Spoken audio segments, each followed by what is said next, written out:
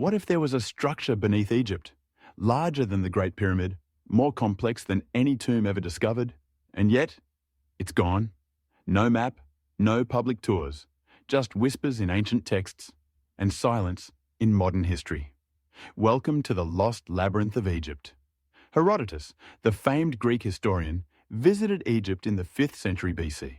What he described wasn't a temple or a pyramid or a tomb, it was something else entirely. He wrote, "It surpasses even the pyramids. I saw it myself. It had 12 covered courts with gates facing one another, 6 on the north and 6 on the south. Inside there were 3,000 chambers, half above ground, half below. The passages twisted in 1,000 ways. No mortal could navigate it without guidance." Let that sink in. 3,000 rooms, interconnected tunnels, levels that descended into the earth, a monument not of death, but of control. But here's the mystery. Herodotus saw it. Other ancient writers confirmed it, yet today we're told it doesn't exist. No guided tours, no preservation. Just an empty area south of the Pyramid of Hawara near the Fayum oasis. A few crumbled blocks. No signs, no explanation. So where did it go? Let's go back to the source. Herodotus wasn't the only one. Strabo, Diodorus Siculus, and Pliny the Elder all described the labyrinth in astonishing detail. Even Roman architects studied its design. The consensus? It was real, it was vast, and it was deliberately buried. But why? What were they hiding? Modern Egyptology avoids the topic. Until recently, no serious excavations were allowed at the suspected site. It was considered solved, a pile of debris long destroyed. But in 2008, something changed. A Belgian-Egyptian expedition used ground-penetrating radar at Hawara. What they found stunned them. Beneath the sand lay massive rectangular patterns, hallways and vertical shafts, all buried beneath several meters of sediment. The structures extended for hundreds of meters, layered, grid-like, artificial. The team presented their findings at a scientific conference in Italy. But shortly after, Egyptian authorities shut the site down. No further digs allowed. No official recognition. Even the team's final report was delayed. The project was silenced. Why? Let's ask the forbidden questions. What if the labyrinth wasn't just an architectural wonder, but a vault? What if those 3,000 rooms held records, artifacts, even technology? The Egyptian priest Manetho claimed that inside the labyrinth were stone tablets, records of a forgotten civilization predating the pharaohs. A pre-dynastic age ruled by shining ones, beings of immense knowledge and lifespan.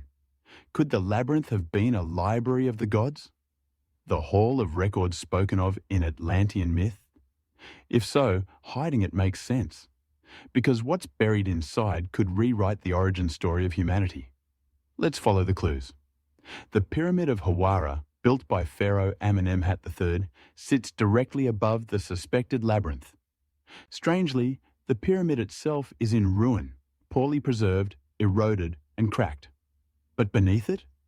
Massive slabs of basalt, hollow spaces, and one sealed chamber no one has entered. Egyptian authorities say it's flooded, inaccessible. But early explorers, including Flinders Petrie in the 19th century, found passages below. Some claimed to hear echoes. Others were warned not to proceed. One disappeared. The Fayum region itself is full of anomalies. Artificial canals, massive stone dikes, and collapsed underground tunnels. Local legends speak of an inverted mountain beneath the lake, and serpents of stone that guard sacred doors. Metaphor or memory? In the Temple of Edfu, hundreds of miles away, texts carved into the walls tell of a primeval mound built by divine architects, a great enclosure filled with rooms of sacred knowledge. Some scholars believe these texts reference the same labyrinth, a mythologized version passed down for millennia. But myths often hide truth. A 20th century Rosicrucian manuscript claimed that the labyrinth was not just physical, but energetic, a place built using sacred geometry to preserve vibrational knowledge.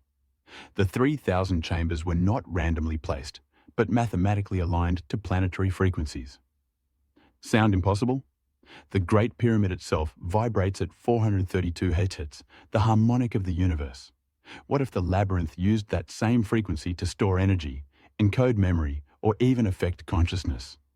It could explain the secrecy, the suppression, and the silence. But let's take it further. What if the labyrinth is still there, sealed, intact? What if its contents, scrolls, blueprints, crystal devices, are in the hands of those who do not want them revealed? The burning of the Library of Alexandria was a tragedy. But what if that library was a decoy, and the true knowledge was always hidden deeper, beneath Hawara? Some believe the Vatican holds fragments. Others say private institutions in Europe and America have artifacts taken during early excavations. But the site itself remains untouched, unexcavated, guarded. A no-go zone. So what's inside? Is it a lost civilization's database? A time capsule from Atlantis? Or something even more dangerous? A mirror of truth that could collapse global narratives? Because if the labyrinth is real, and it predates dynastic Egypt, then the world's religions, histories, and power structures must be re-examined. We were not the first, and we may not be the most advanced.